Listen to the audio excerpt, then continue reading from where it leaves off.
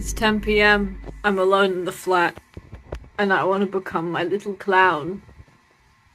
I have 3 meters of white jersey fabric, 8 meters of lace, 4 meters of this stuff, whatever it's called, about a meter of elastic, and some stretchy gold fabric that my coursement gave to me, which was left over from their 18th century project last year. I also have a neck ruff and an invisible zipper. We know my track record with zippers as the bad boy of sewing, and yet I still do this to myself.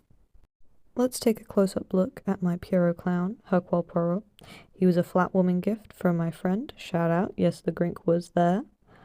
I don't know how I'll replicate him, but I'll try my best. Let's start with a head covering. Now, I don't understand how balaclava works. Turns out it's not this shape. We'll get into that in a bit. I'm really hoping that my friend gave me enough fabric. They did, but I need it obviously for multiple attempts. Now, as we'll soon discover, this is not the shape that balaclava is. It's actually got much less of a gap, but obviously as the bad boy of sewing, I'm not looking up any references. I'm just making it up on the spot. But as we can see, as I try it on, I need to add, like, maybe 5 centimeters, I don't know, of fabric width. I don't know words. Changing the shape definitely helps. Here I'm talking about just having to hem the face hole, which I did. And look at that, they are completely different shapes. I'm stupid, but I'm also the bad boy of sewing. So am I stupid, or am I just rebellious? I've never made a pattern for a onesie before. Also, I don't have pattern paper. This is just baking paper that I'm drawing on with a Sharpie. I do have many books about sewing and pattern making, dressmaking. Am I using them? No. Should I cave and use one? Absolutely yes. This is Golden Hands Monthly, a handicraft magazine from the 70s, and guess what, folks? It has what they call a pant dress, which will help me with patterning this onesie. That's right, I'm doing plagiarism. Here's my final baking paper pattern. In hindsight, whilst recording this voiceover, I wish I had made the crotch lower and the body wider, because when I bend whilst wearing this clown costume, I do get a wedgie. Problem is, I only have 3 meters of this white fabric. It cost me 40 quid. I don't have any muslin, so I can't make a toile. So it looked fine in 2D. The plan is to sew the front up all the way and the back only where the crotch is because of leaving room for the zipper. See, I've learned something from all of my sewing videos. Definitely not because I've been sewing for 14 years. Also, let's not forget to thread up Ted with white thread, because I have an overlocker and I want to use it.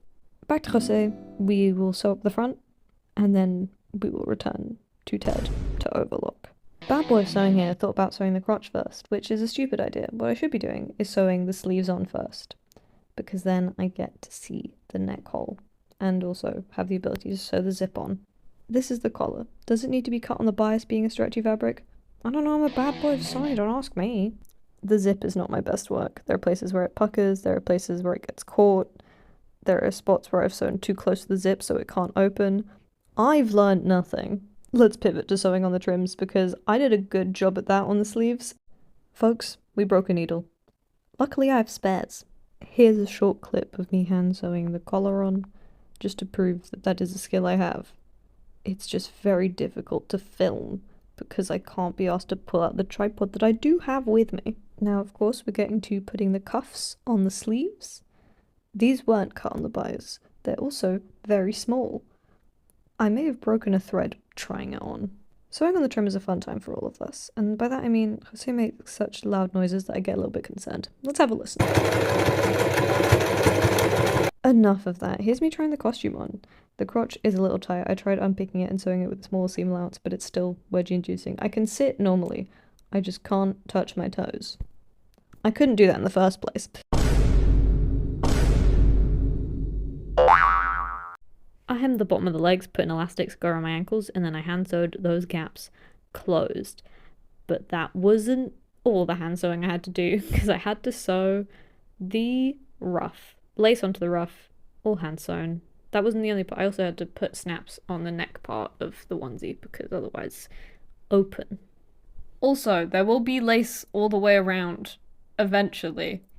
It's just this video releases tomorrow as I record this, and I can't be asked to go out to the fabric shop. I don't know if I'll be wearing this on Halloween though, because I don't want to be out in the city like this. And folks, with that, I've become Hercule Poirot, my little porcelain Pierrot clown, who was made in 1995. He's only 30 years old. I'm Norange Bunny, and I still have to test out if my makeup actually works. Goodbye.